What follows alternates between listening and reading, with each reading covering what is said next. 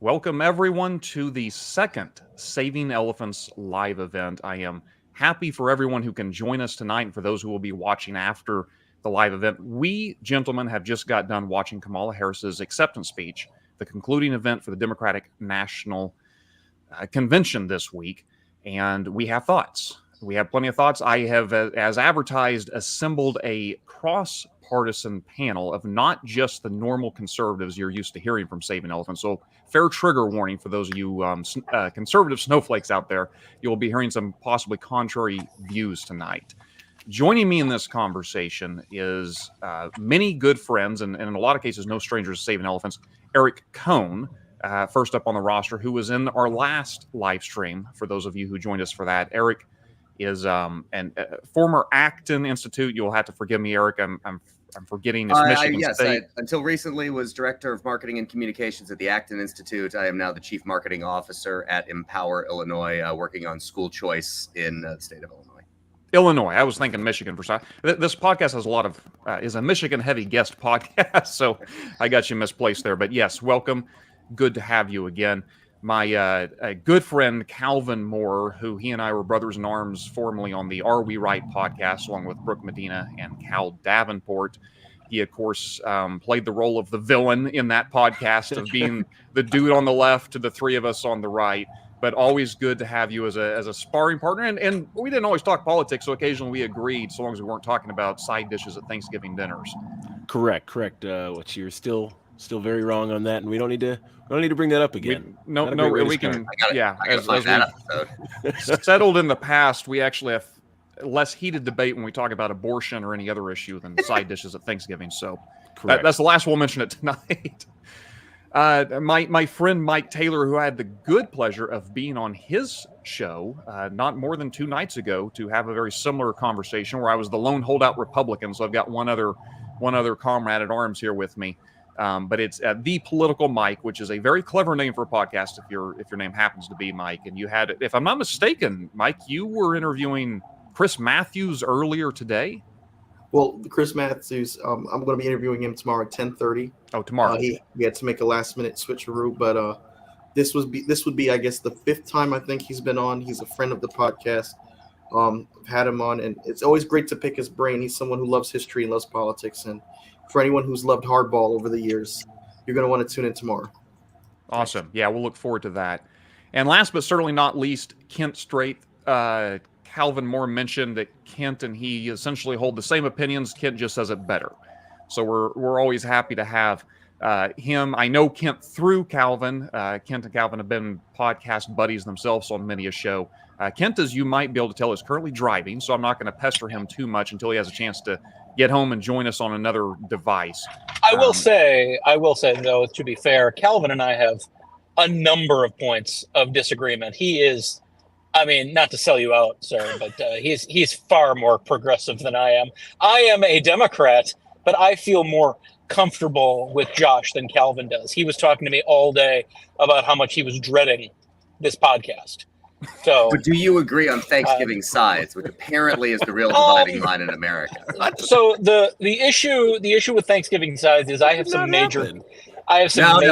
We won't go into it. I have some major texture issues. Yeah, Eric, this is not intended to be a heated conversation among friends. I'm just trying to stir the pot to get us going here. I appreciate all 4 of you gentlemen. I was hoping to also have on the panel I'll call them a reasonable Republican who was more pro-Trump than either Eric or I think, as you'll soon discover, was. And unfortunately, scheduling didn't work out. I was also, since this is not entirely historic, but somewhat historic, a woman running for president, I was really hoping to have another lady or two on the panel. But much like from high school onward, all the women I reached out to said, thank you, they would rather not, but we can still be friends.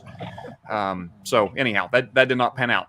But I am very excited to have you guys on. Let's just get into it. I have some prepared thoughts and questions, but as I mentioned in the green room, each one of you are more than capable of talking and expressing opinions. So just in any particular order you would like to go, what were your thoughts? We just heard Kamala Harris speak. What were your thoughts of how she spoke tonight? Let me just start with nothing substantive and not to be that guy, but I know Calvin's also thinking it because we have the same thoughts at the same time. And that is this. It's going to drive me nuts for the entire hour if we don't call her Kamala. It's the Kamala that is, they did a whole segment on it with Kerry Washington and her nieces. We got to say her name right. Did I say, what did I say just now? Kamala. Did I? Yeah. Kamala. I apologize. Kamala is the most frequent way you hear it on like Sirius XM Patriot Radio. Right. Yeah. Well, it shows you who I've been listening to. No, I had no intent of mispronouncing her name, and it was probably just a Freudian slip. So thank you for correcting me. Mark Levin is joining us here. Okay, no, he's not. Thanks for saying it, Kent. Absolutely. I guess for me it was electrifying in a way that I don't think I have seen in a very, very long time. If you take all policy out of it, we don't even consider what she said in her speech, what I'm going to do. If you just consider the atmosphere around it before we even get to the policies, I don't think I've seen anything that electrifying since 2008. And honestly, are you referring to the speech itself or the entire atmosphere of the convention? The atmosphere. Okay. The atmosphere of the event itself. But I posted this on my wall. I felt like listening to her speech was like listening to her just read my Facebook wall, like things that I post and arguments that I make all the time. And she made me feel like I wasn't insane. Like, people disagree with this. This makes common sense to me. And so she was speaking tonight. I'm like, this sounds like someone who has common sense. Like someone I would actually follow.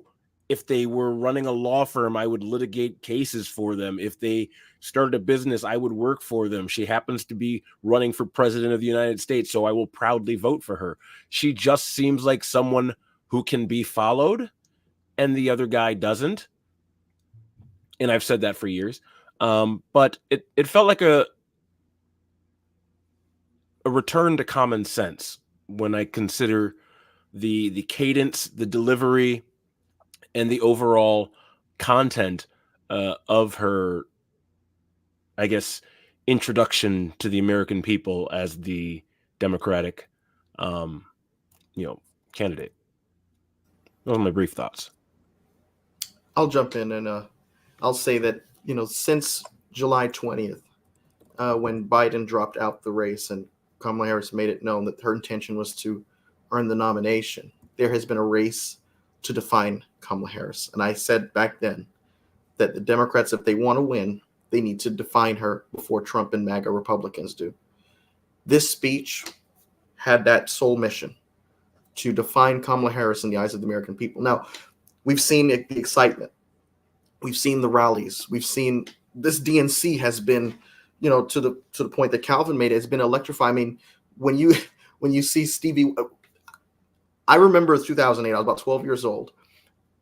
This week really unlocked memories I didn't even know I had, going back to that week in August in 2008, because of the unity between party members, celebrities in Hollywood, prominent figures coming together with one cohesive message.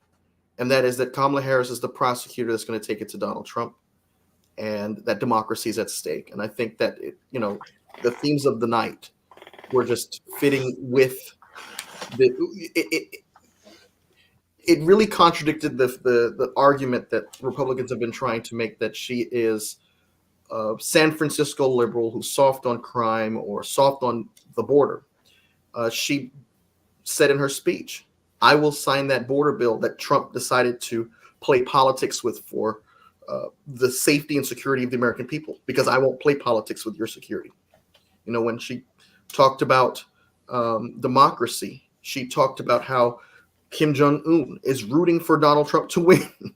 And she said that she will continue to support Ukraine and that she was responsible for warning Zelensky about what was going to happen in February of 2022 in regards to the invasion of Ukraine. And so she's portraying herself as someone who could be sitting in the Situation Room. Oftentimes people say that it's, the scrutiny that women in politics face is more difficult or more intense than what men experience. And I believe that to be true. What she was articulating tonight in this speech is that she could be behind the Resolute desk.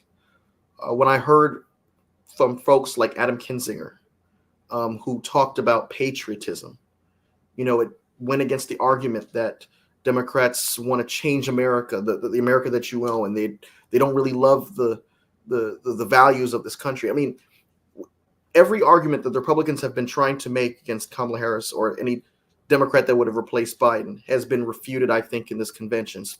And they have an obligation to keep that momentum moving forward as we're about to get into the September 12th debate. It's going to be a showdown between the two. And the themes of this week, and specifically tonight, are going to have to be reiterated if Kamala Harris is going to have a chance at victory. And I said this before I conclude. When Obama was running in 2008, he told his staff, Dan Pfeiffer, Favreau, the folks on the podcast, Pod Save America, he said, I don't want to see your names fighting with one another in the New York Times. I don't want to see headlines with my staff fighting with one another, right? We have one mission. And that's the kind of campaign Kamala Harris has run so far, and she has to continue to run.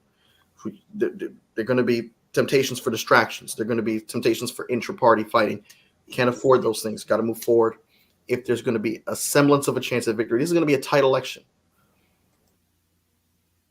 I was having a hard time following what you were saying, Mike. The moment you mentioned you were 12 years old in 2008, all I could think of is we're dinosaurs on this call compared to you. My apologies. I was a fully formed adult in 2008. I don't even remember being 12. Agreed. He said that and everything went red. I came back to just about now. It's is my turn? Sure. I agree with Calvin that the environment around this was certainly pretty great for Democrats. I can't help but thinking of, let's go over to Earth 2 for a minute, where Biden never drops out. And I want people to try to imagine what this convention would have been like, and what I think probably would have been pretty forced enthusiasm for Joe Biden in a re-election bid. I think Democrats certainly had the chance to reset, get excited about the prospects of the person who has the nomination now. So I think the environment around the speech, as Calvin pointed out, was pretty raucous and pretty positive for them. Eric, I will jump in here and say I just in the last couple of days heard Illinois Governor J.B. Pritzker on a podcast, and he was saying that when he was planning for Biden's convention, he was fielding call after call after call of people saying, I don't want to go. I'm not going to be there. And for the last few weeks, it was, how can I possibly get more tickets? So that's the difference. Yeah, I think absolutely the enthusiasm gap that the Democrats, the problem they had there, has certainly been closed with Biden dropping out and Kamala Harris becoming the nominee of the party. The speech in and of itself, once you get beyond the biography stuff, to me sounded like a ChatGPT speech delivered in an AI voice model. I just don't think she's all that good of an orator. She gives all that compelling a speech. I think the comparisons to the raucousness of the environment around 2008 end when you get to the actual delivery of the speech itself. Obama is just much more of an effective communicator than I think Kamala Harris is. So, however, I think in terms of function, it did fine. It addressed the things that she wanted to and needed to address. There was specifics kind of on policy in a few areas, but I really do kind of get annoyed at the State of the Union laundry listization of political speeches now. It's just a rattling off of things that people want with really no actual eye on how they're actually going to get accomplished. So I think it was serviceable. I think some of the people who spoke before her were more effective advocates than she was. I actually do think, despite a lot of my friends and probably Josh's friends as well, rather despising Adam Kinzinger, I think Adam Kinzinger overall was pretty effective in what he was doing. Twitter was lighting up with Kinzinger hatred. Yeah, well, I mean, it does anytime he appears. It's him and David French and a couple other people just send some people into an absolute tizzy that I will never fully understand. I think Adam Kinzinger is wrong on a good number of things, but I can't muster the indignance at his insistence on continuing to exist. So I think overall the convention was pretty effective. I think the night was effective. I think Kamala Harris's speech was passable, but I just don't. I don't think it was that great, and I don't know that it's going to matter because there's a very short time between now and the election. And a lot of the stuff she said about Trump and what we see of his reactions to things, how in the inability he has to stay on message, to actually prosecute effectively a case against her, I don't know that he has that capacity. So I think it was fine, but I just don't think there's nothing that wowed me really about it. Well, I don't understand and it's probably just a small gripe here. I think she was an effective communicator. You understood everything that she said. I don't understand why start with a comparison to Obama, who is arguably one of the greatest orators in presidential history. We'll just give him that trophy. Okay, he's the GOAT.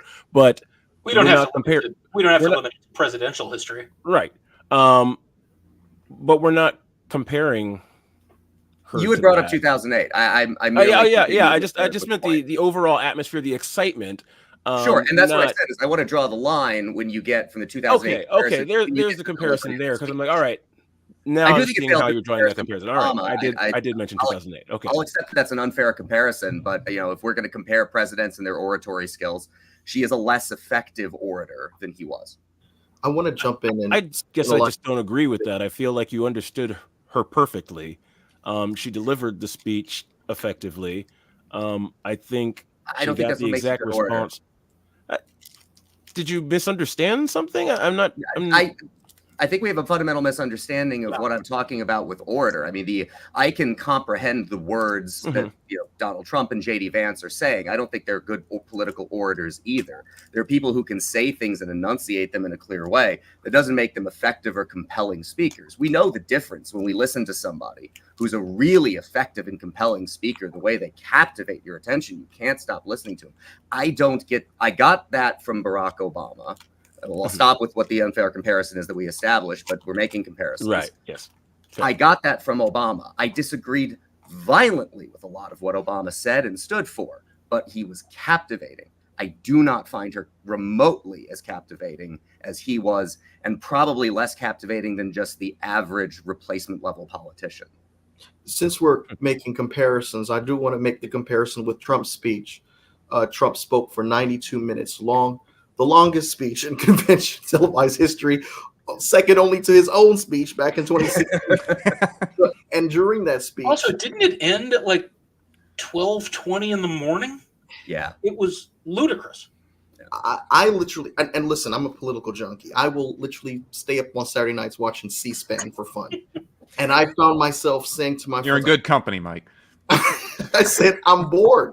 And I was surprised for me to say that, but I'm saying that in light of the fact that even during the speech, he started talking about the assassination attempt, which I thought was effective. But then he started to seem like he got bored with his own script at times and went off talking about Hannibal Lecter again. And I said, why is he doing this? Why is he bringing the Trump from the MAGA rally to the convention, where the convention is literally a commercial for your party and your platform? Out of the two, for the Americans out there who are, according to poll after poll, looking for something new, if I were to look at these two speeches side by side and ask, who do I think Americans would gravitate or resonate with more?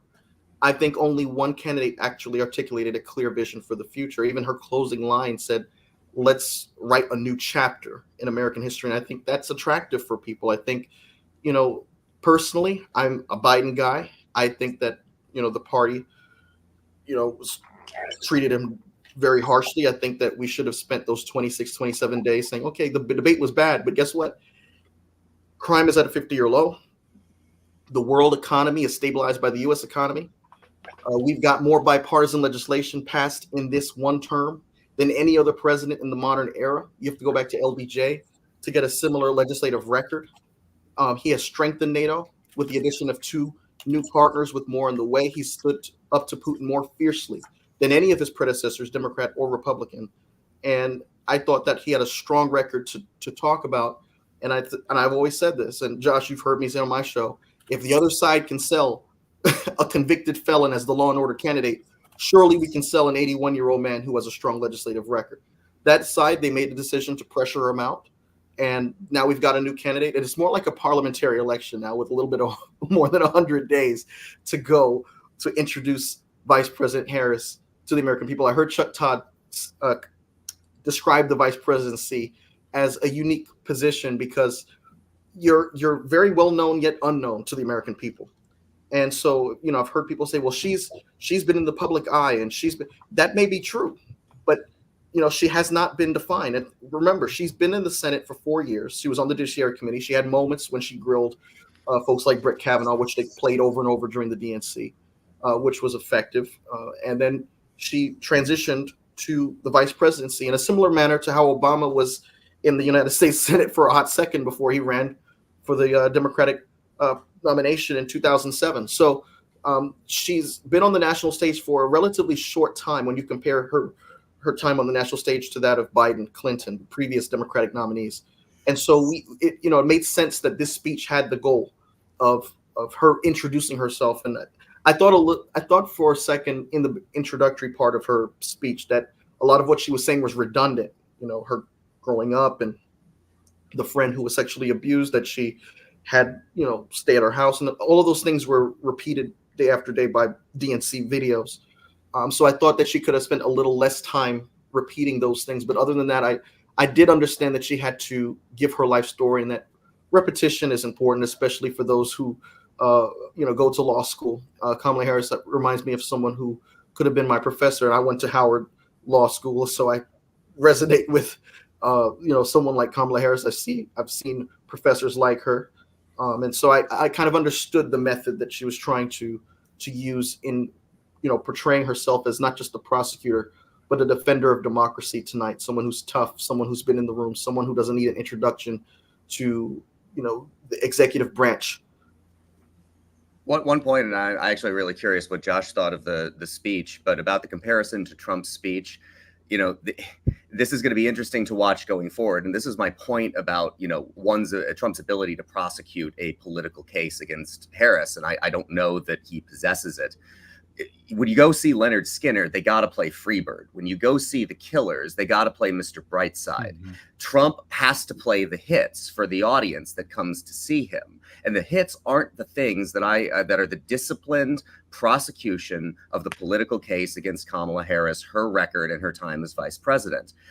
He wants to tell those people what they want to hear, and they want to hear, in most cases, the craziest stuff that he has to offer, which is how you get the 60 minutes of speech that followed on from the pretty compelling 25 minutes that started that convention. If he can find a way, and this is like the wish casting that I see from people who really want Trump to win, that I just laugh at every time I see, wishing against wish, hoping against hope, that somehow Trump is finally going to act in a way that is different from everything we've seen up until now. If he can do that, then it is a much more interesting race. I just don't believe at all he can do that now. And if she can continue to stay on message, and she does at least a pretty good job of that, at least when she's delivering speeches, she'll be in a much better place than he will. Eric, to answer your question, which wasn't really a question, about whether or not Trump has the ability to prosecute the specific case, I will tell you, I don't know if you have a Truth Social account. I don't. But it is rebroadcast on Twitter. Yeah. Is Truth Social.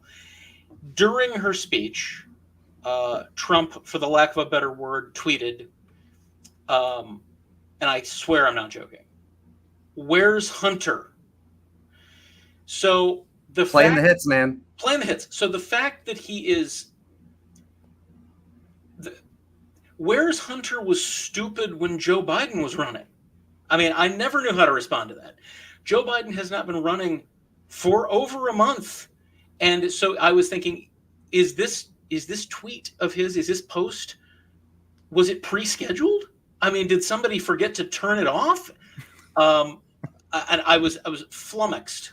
Now, Kent, it's a tweet from Earth 2 that I was talking about. Right. Yeah, in all fairness, he did have some original material. He had also tweeted Waltz was an assistant coach, not a coach. Yes, that's the other thing he So tweeted. he's a fact checking in real time. He's fact checking. It's apparently now Donald Trump likes to say that he was the best baseball player at his military school, and that he was pro level. But if you've reached 78 years of age in this country and don't know that the defensive coordinator is also called coach, I don't know how to help you. Okay. As far as what I thought of the speech, I wanted to say, because I was driving earlier and I didn't really get a chance to give my bona fides. The thing you have to understand about me is that while I'm honored to have been invited, I am not a unbiased or objective observer. I've been thinking for a week about people that I would vote for in lieu. The people I would vote who could run against Donald Trump, that Donald Trump would get my vote.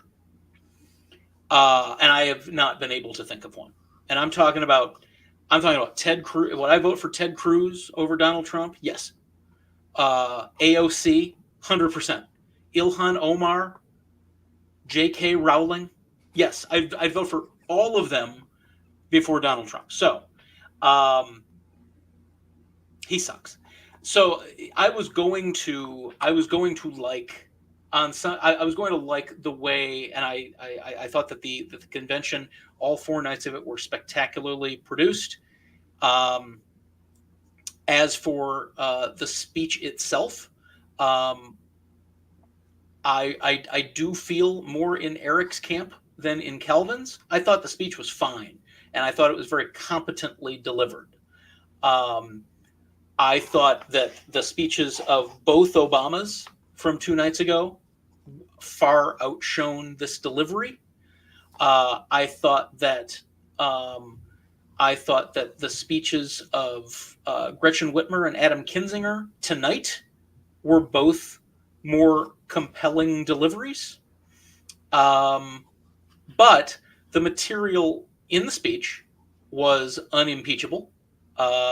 Eric, you may have, if you violently disagreed with what Obama had to say, you probably had a lot of disagreement with what she said from the stage tonight. So yeah, I thought I'm always most interested in the biographical material. I think it's most the most personable and most humanizing thing you can say is to talk about your own life and your own struggles. It's objectively more interesting than policy points, because if you do too many policy points, it does. Mike, you stole my thunder, as if this was sports talk radio. It does start to sound kind of State of the Union-y, and you can't have a laundry list of things. I know we're all familiar with Obama's chief speechwriter, John Favreau, who said that Obama wanted to hit. He thought, as a communicator, he wanted to hit the 20-minute mark in speeches, and if it goes to 22, as a speechwriter, you're kind of in the doghouse. And he said, at 24 minutes, I'm just going to stop talking. Do not ever write me a 24-minute speech. So Obama likes to keep it tight. I guess his speech was longer this time, but he has less opportunity. So yeah, I mean, I got everything I needed to get out of tonight's presentation, which admittedly was incredibly little. I was already on board. There's a limited amount of things that I can do to assist in this effort, but if you know anything, Calvin's got my number. Yeah, I think I think if I had to boil her speech down to a single word, the one that comes to my mind is disciplined. And it's entirely possible that I'm thinking that because of the juxtaposition with Donald Trump, who is anything but. And sometimes that's his charm. Sometimes it's precisely why people like him. He seems so authentic and so real because of his lack of discipline. But I felt like the speech was very... by discipline, I just mean it was structured perfectly. It was paced perfectly. I think I wrote it was almost 20 minutes into this thing before she really starts prosecuting the case against Trump. And then after that, before she starts into any, Kent, I think, as you correctly said, a laundry list, say, of here's what I'm going to do policy-wise. The setup to that being mostly biography. I do wonder, Mike, if some of that was, you've had the benefit, you being the sort of person that stays up to watch C-SPAN, have probably paid more attention to this convention and have heard these things repeated far more than almost any other American, who probably just started tuning in when somebody told them, oh, by the way, there are speeches going on right now. They may have come in 5 minutes late for all we know. So and you might get Beyonce. Yes. Yeah. Which Calvin had mentioned that he was going to be about 5 minutes late. If somebody had tweeted, is she, wait, are we doing a surprise guest or is she just opening for Beyonce? Was that the true headliner of the evening, that tease? But I say all that because I think, and I don't want to just echo what others have said, I'm not down on the speech. It was not a bad speech, but it also wasn't a stunner of a speech. It accomplished what it was supposed to. The problem, I think, sometimes with a speech of this nature is it's easy for us to try to make more of it than it ought to be in a moment, because I think of it, it's less so than, say, a vice presidential pick, but I could kind of make a comparison there. You could make a really terrible vice presidential pick, and if she loses this election because she loses Pennsylvania, I think we'll all be saying, yeah, she should have picked Josh Shapiro. But most of the time, you're never going to pick a vice president that's the reason you got elected. And I would say here too, unless she screwed this speech up royally, it's probably not going to move the needle too much.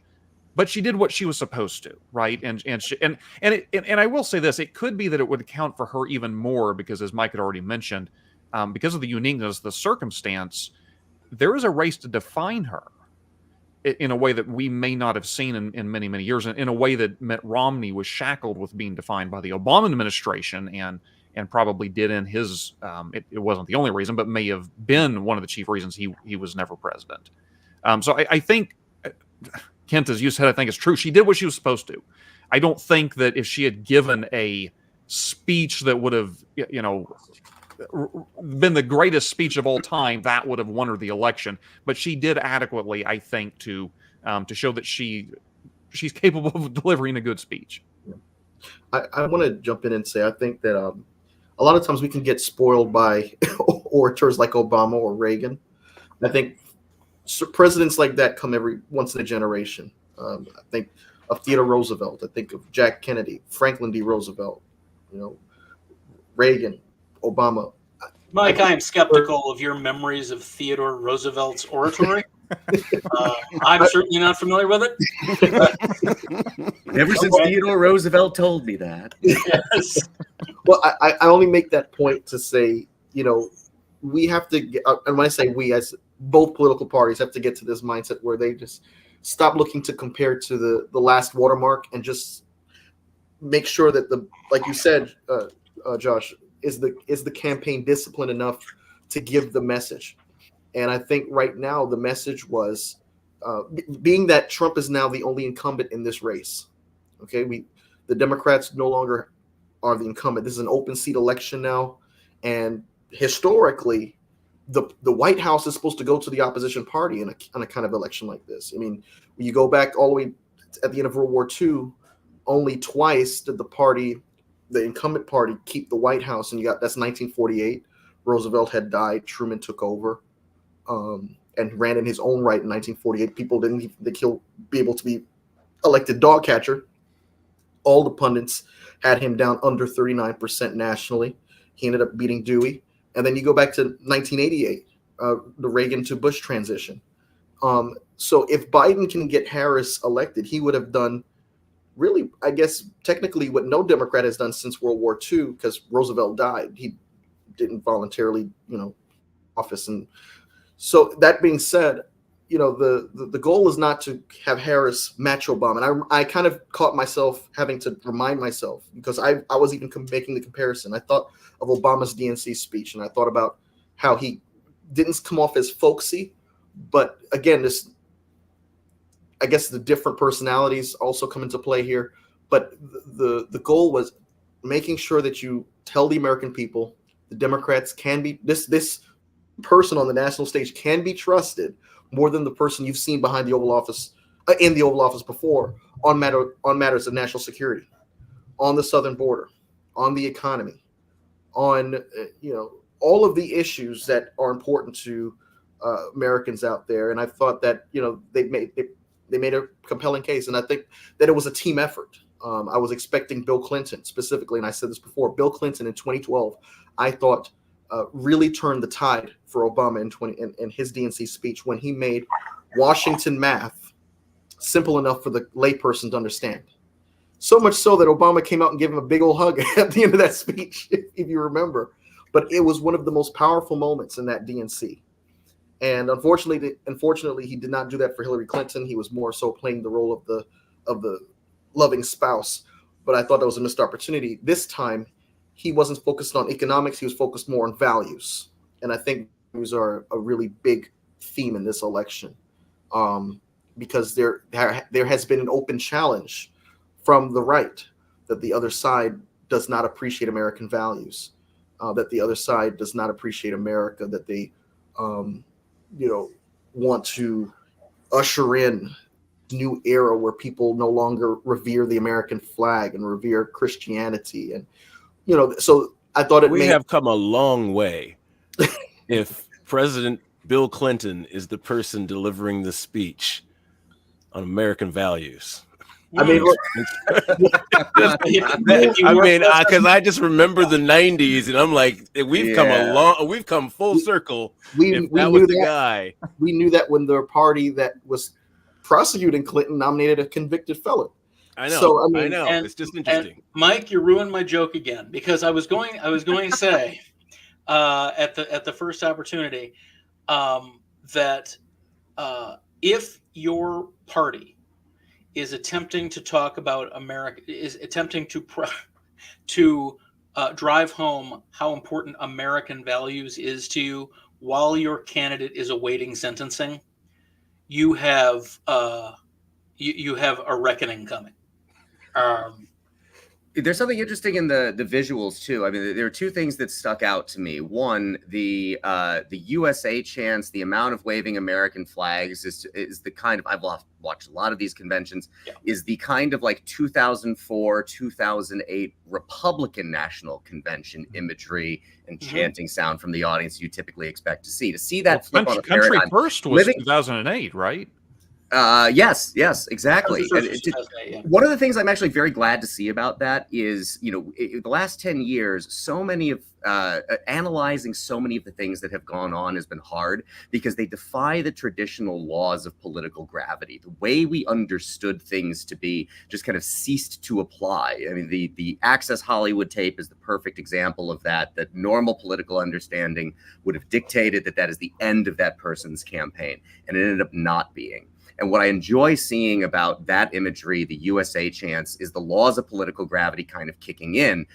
Like what you saw in the 70s, as the Democratic Party became much more hypercritical of the United States, it was more of a blame America first party. The Republican Party became much more patriotically emboldened. And I think it's a very good thing to see the Democratic Party in response to kind of the dark presentation, the isolationism, non-interventionism, if I'm being kind, of the Trump approach to the world, of that political gravity kicking in and seeing the Democrats respond in that way. I thought that was good. I also thought it was interesting that the foreign policy segment of it also could have come out of the 2008 Republican National Convention for the most part. I am personally pleased to hear all of that. I don't imagine many of the people outside of the United Center are going to be all that pleased to hear all of that, but I thought that part of this convention considering what I think many people were thinking of with the comparisons to Chicago in 1968 and huge crowds outside and the potentiality for violence amongst those crowds, this whole thing was stage managed very, very well. Things that happened inside the convention hall were on message. There weren't, big distraction displays of people unfurling banners or anything like that. It was handled very, very well, and I think that is probably going to be a positive for the Democrats moving forward out of this convention. For all of the fear that that we heard about 1968, the phrase that I used with a friend last night is, this whole thing is the mathematical inverse. It's the photo negative of 1968. Everybody's happy. Everybody's happy, and it couldn't have. For my money, it couldn't have gone better. Now, I know, Calvin, I think you had your hand up. I just want to say one thing that I noticed tonight, and it was about 1.5 seconds long. I don't know if anybody else saw it because it was super quick, and I just happened to be looking at the screen. That really kind of drove home the theme of the next 2.5 months. And that is during Adam Kinzinger's speech. There was a shot of Islamic Somalian refugee Congresswoman Ilhan Omar applauding American fighter pilot, Republican Adam Kinzinger. And it made me think, all hands on deck. It is go time. This tent just got a lot bigger. Give me a moment here to just kind of work this thought out. A couple of reasons why I like the speech, and these are probably primarily emotional reasons, and just it catered to the way that I think naturally. But I was listening to a podcast a couple of days ago that was talking about, her strategy for saying what she's going to have policy positions on, but to not give real specifics on that. And I know that's frustrating for a lot of people. Like, I want specifics, right? But why the strategy is, why give your opponents something that they can hit you with? Like, so if you just stay nebulous enough, they can't really hit you with anything, right? And then once you become president, you've got time to figure out what your policy positions are going to be on certain things. Hopefully you have certain things in place before you become president, right? So her naming off all those things, I was like, all right, I get it. You're going to have to take care of all those things. I also listen to podcasts. There's one that I really like called Civics 101. And it just gives you the breakdown on how all sorts of different things in government work. And government is huge. And I'll listen to an episode, I'm like, I had no idea that thing worked that way. I've never thought about the Department of the Interior. I know, but now I know how it works, right? That takes a lot of work. Nobody knows how the Department of the Interior works. But we're going to find out when RFK Jr. becomes the Secretary of the Interior, so that he can dispose of all dead bear cubs on his own. But for me, it's like the political version of how it's made. Like, do you want to know how toothpicks are made? No, I don't want to know how toothpicks are made. Oh my God, that's how toothpicks are made. And so she lists off all these things, and I'm like, all right, fine, I get it. You're nebulous on that. But what really resonated with me is she seemed, like you guys said, disciplined. She was disciplined. There's a very disciplined part of my life, so I understand that. But she seems like someone capable, right? I know, hey, government's a big job, and this seems like someone who is capable of handling this job well. I do not feel like Donald Trump is capable of handling the government well. I think he handled it poorly the first time. And like she said, he has explicitly said what he is going to use the government for if he is reelected. And so for me, the speech worked on that level.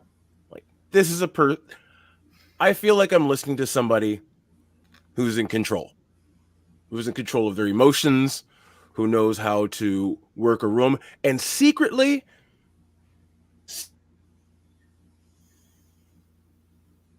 Suspense is killing me now. Yeah.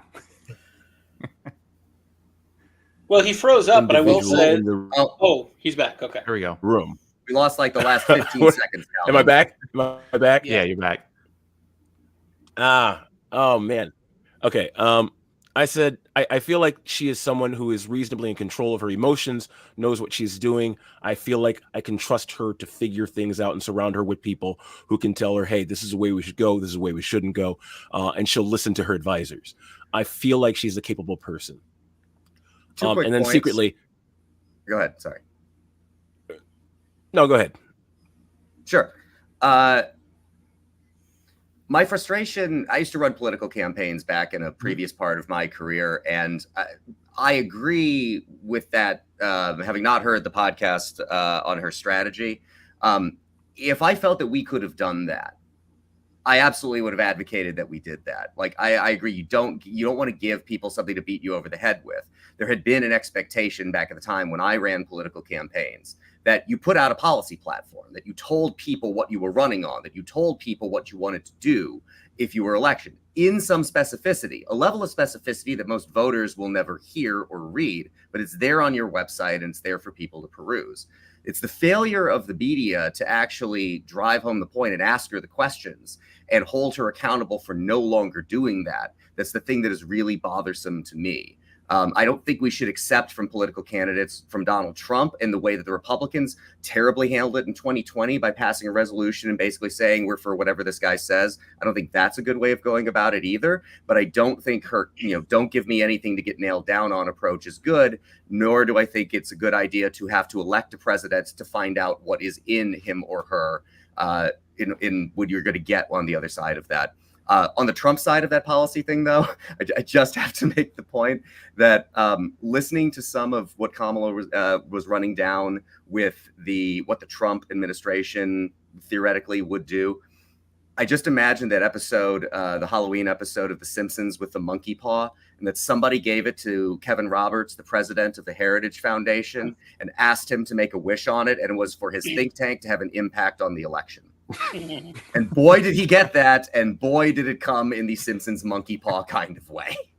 So based on what Eric had said just there, because I think this is something that is worth addressing with the group, I hear this very frequently from the right, and I do think it's a fair criticism, although some versions of it are not as fair, that we're not hearing from her. She's not out there like Donald Trump. She's doing rallies, but she's not out there like Donald Trump in front of the press.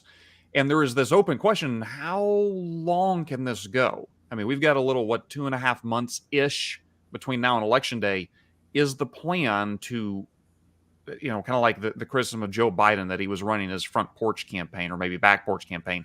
He had the advantage of COVID going on at that moment. Maybe that was a pretty good excuse. But is there a concerted effort to minimize her presence in front of the American people? Because this is sort of the high point. And so long as she is this sort of nebulous figure that the only time we ever hear from her is when someone writes her a really awesome speech, it's hard to attack her on that. So what do you guys say to that? Do you share in that criticism? Do you think that the press has been unfair? Do you think it just remains to be seen? Or what are your thoughts on that? I'm willing to bet that, and this is just a bet, so it's in I have no special insight.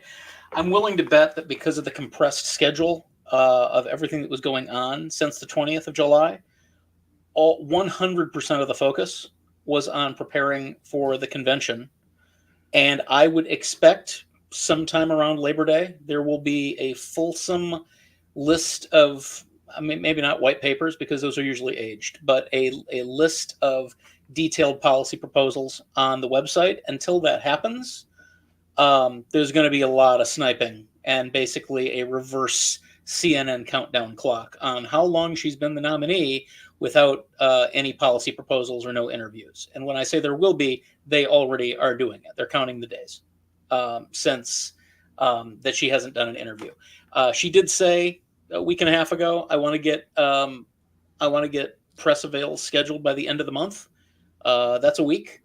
So I would imagine I will start to see, I would imagine we will start to see those happening as we approach Labor Day weekend. Yeah, and I do want to mention there, because somebody had made this point, which I think is a good one. the longer she waits, if she ever does sit down and do an interview, man, the pressure is going to be sky. If she screws that one up, she screwed it up, right? Yeah. Now, if she's out there doing interview after interview, she could screw half a dozen of them up, and we're going to get so bored of it, we're not going to care. But if this becomes a month goes by and she still hasn't done it, and then she finally sets down, there's going to be a lot of pressure for her to get that right. I think there's a less pronounced version of the fear with Joe Biden that also exists with Harris, in that she go back and watch some of her interviews, especially the ones she's pressed hard on. She is better delivering a prepared speech than she is as an extemporaneous talker. And I think the same kind of dynamic that you had with Biden, that he could do 100 great interviews, but if he had one that crashed and burned, that's all anybody would remember. The stakes are not as high with Harris, but the same principle is at play there, especially the longer she goes without doing an interview, and especially, a Lester Holt, a Jake Tapper, a more challenging mainstream media kind of interview. That's something that needs to happen soon, because if, to your point, Josh, if it doesn't, the stakes just keep getting raised every day until she does it. I want to jump in and just say, every time I hear Republicans, Trump, MAGA world complain about Harris not doing enough interviews, I almost have to hold back myself from laughing, because I remember back in 2020, the press room had cobwebs because it was unused for nearly a whole year. And that was during his last most tumultuous year. We were dealing with a national crisis. That being said, I do want to take a contrarian perspective, just to pull back on the last segment of the conversation and pull it into this one about policy proposals in the speech. I do think that the American people have seen the Trump show for nearly 10 years now, and that show has lost its spark. It's like watching The Apprentice on repeat, and the first few firings were entertaining, but now it's just the same old rerun where the boss still doesn't know how to hire or fire. And, Joe Scarborough has compared it to Fat Elvis in 1977. Where there's a reason why Harris has become so refreshing. And I kind of agree with Peggy Noonan about this, who's a Reagan conservative speechwriter and op-ed columnist. She said that the movement created Harris. Harris didn't create the movement. I know folks may disagree, but what she was getting at is that the temperature, the environment of the public was looking to turn the page. They're looking for something new, and Harris doubled down on that. Another point I wanted to make is that there's been, and Harris talked about it in her speech, the other side has been so dark in its messaging. Usually the campaign that's the most optimistic, Morning in America, 1984, right? 1992, Don't Stop Think About Tomorrow was the theme song for Bill Clinton and Al Gore. Like those are the kinds of things. Obama, Hope and Change, right? These are the messages that usually resonate with voters. And if we're going to look at these two candidates and you ask yourself, well, which one is the most optimistic? One is talking about how bad America is, how it's terrible, how our election system is rigged, how we're the laughingstock in the world, and it's rigged unless he wins. And the other is talking about the future, right? She's acknowledging that not enough people have been bought into the economic bounce back, and she's looking forward to bringing them into the fold. She's talking about AI. She's talking about competing with China. She's talking about standing up with our allies and standing up against our adversaries. And out of the two of them, one is clearly, the literal campaign slogan is "We're not going back," which by itself, is a direct contradiction to "Make America Great Again," which is backward looking. And I just think the contrast is great. But as it pertains to the press criticism, look, as we've said before, this is a truncated election, right? So we've had opportunities now. I think right now they were very careful in making sure that Harris, has these events, and I do think that they were not even expecting this kind of turnout the way it did. I think this kind of movement is just, encompassing the candidacy right now. But I do think that as we're starting to settle into the general election season now that both conventions are behind us, that we will see some interviews with the vice president, and hopefully before the September 10th debate. Yeah, I would love to see her I would love her to see her do what they call the full Ginsburg on the morning shows on Sunday. I don't know if that's in the cards, but would love to see that happen in the next couple of weeks. To Mike's point about it being a truncated election, I think that's all the more reason why she needs to be pressed more. because she was not the nominee. She was the vice presidential nominee. And, well, those aren't all that important historically. A huge change happened. And yes, she wants to define herself. The media needs to play the role that they are supposed to play in pressing both candidates on who they are, what they're about, and what they want to do. And it's all the more important with Harris because there is such limited time. And she wasn't running in primaries since last year. And she hasn't been asked all of these questions, and she hasn't had to answer all of these questions. I think it's all the more important that they do it because of the shortened timeline. And I just want to add to, because I've had debates with even folks on the left about the period after the debate on June 27th. After that debate, Biden had about 12 campaign stops. He did multiple high stakes interviews. Trump was still in Mar-a-Lago, and the argument was, we're not seeing enough from Biden. We're not seeing enough from Biden. And I think Eric just made the point. There's the double standard there, and you could either complain about it or do something about it. But I do want to acknowledge the fact that it exists. And so while those on the right are saying, well, we're not hearing enough from Harris, I just want to point out that Trump made a last-minute impromptu press conference in light of the fact that Harris was sucking up some of the 24-hour news cycle attention away from him, and it's driving him crazy, right? He's not used to being on the back burner anymore in yesterday's news. He's usually the one being the provocateur, being the one to say something outlandish to get a lot of attention, and now Harris has sucked a lot of oxygen out of that room, and that press conference was an attempt to kind of snatch attention away from Harris. And it kind of reminded me of Lyndon Johnson, 64, when Fannie Lou Hamer was taking to the DNC the DNC floor, and Lyndon Johnson has the press gather around and say, well, let me announce who my vice presidential pick is going to be, just for the sake of distraction. Yeah, I'll jump in here since we're getting close to the end of the hour. And Calvin, I want to give you an opportunity to follow up on that thought. We were talking about too, if you would like, but I'm wary to make political predictions. I often am, especially since 2016. I don't know how much value there is in getting a group of people together to talk politics and then to pretend as if we somehow know what's going to happen in the future. That being said, I do think it's worth stating that this is, if you thought 2016 and 2020 were weird election years, so far this has been a weird election year. I mean, a near assassination, a front runner, the presumed nominee of a party stepping out in a way that made what Lyndon B. Johnson who's the incumbent president? Who's the incumbent president, and did it just at the midnight hour.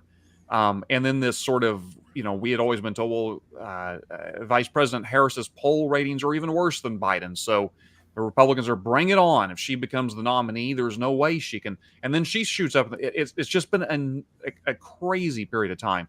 And the reason I bring that up is because I think, and Eric, you had mentioned this earlier, we've gone through several election cycles now where the general rules of elections just don't seem to apply anymore, starting with the Access Hollywood tapes and moving on through today. And we could come up with countless examples. But it does seem like there has been this sort of high point for both the Republican and Democratic parties. As far as, at the Republican National Convention, it was almost a coronation, right? Of this guy's Trump's going to be president again. It's we've just got to get through the kind of technical difficulty of getting through the election. And now it seems like that has switched, and it's almost the Democratic Party who believes we've got this thing. And I don't necessarily want to say we've got it in the bag.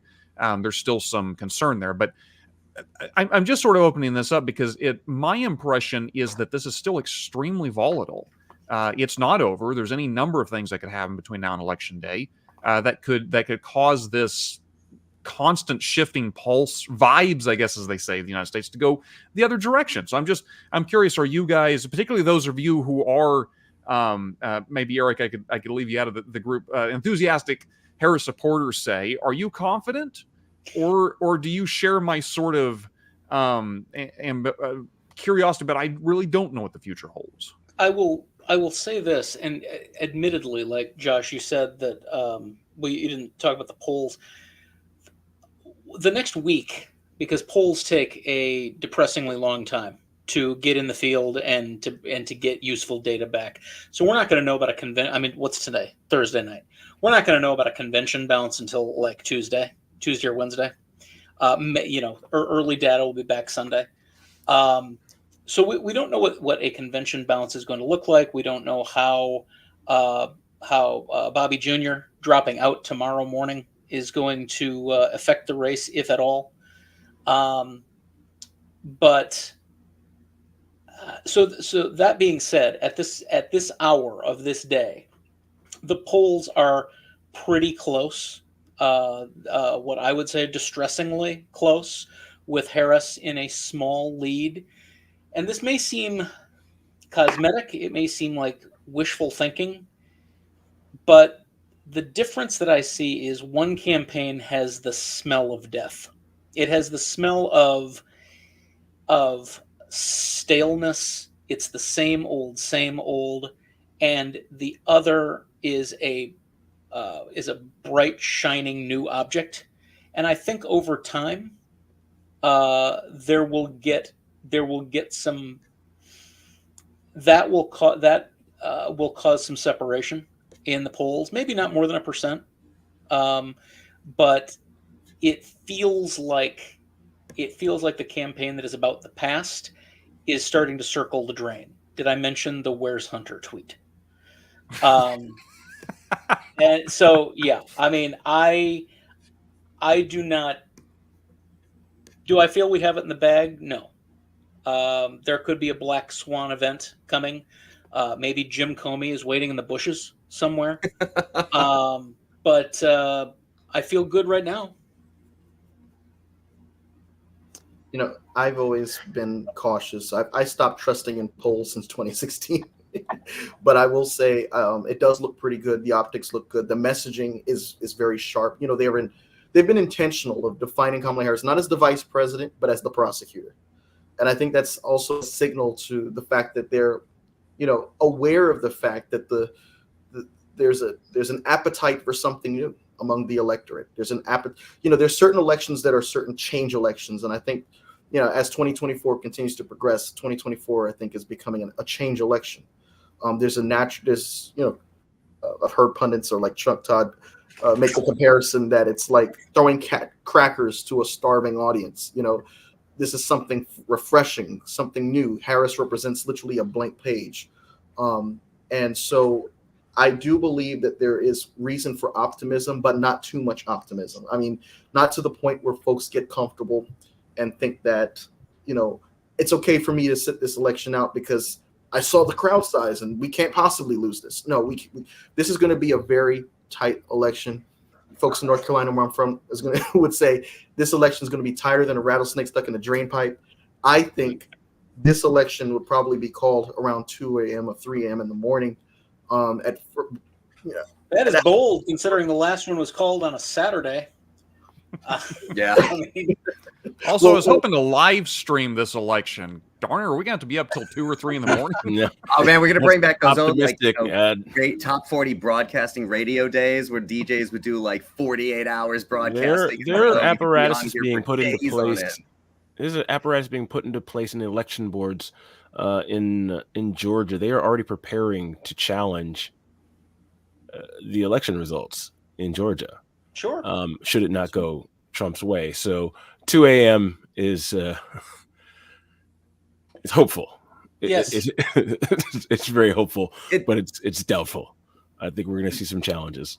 I think we can agree that the actors, especially on the legal side around Trump, have proved themselves to be pretty malactors. But to be fair, every presidential campaign, ones that I was involved with, if only tangentially, are always ready to legally challenge election results if that's the case, especially post 2000. But Calvin's point is well taken, considering we are, of course, talking about Donald Trump. Yeah. The polls also told us, look, a red wave is coming in 2022. And that certainly did not, take place. So I just, I see the polls as snapshots in time. A favorite professor of mine, Alan Lichtman, who's predicted every election. Get out of here. You know him?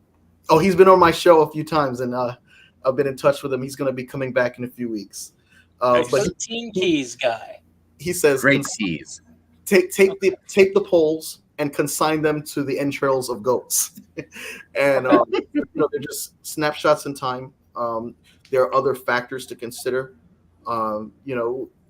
Polls typically lead, I think, the Democratic Party to feeling overconfident. I go back to 1988.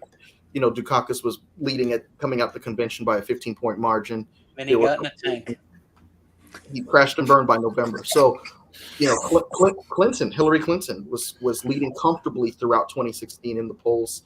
And then by the time you get to October, someone mentioned the Access Hollywood tape. I mean, that was just one of many things that folks thought would disqualify Trump. You had the Gold Star family at the DNC. You had the John McCain comment. You had so much that just really should have just taken him out, and he was just unmoved by that. And poll after poll showed Hillary leading, and it was a big surprise for everyone who trusted in the polls.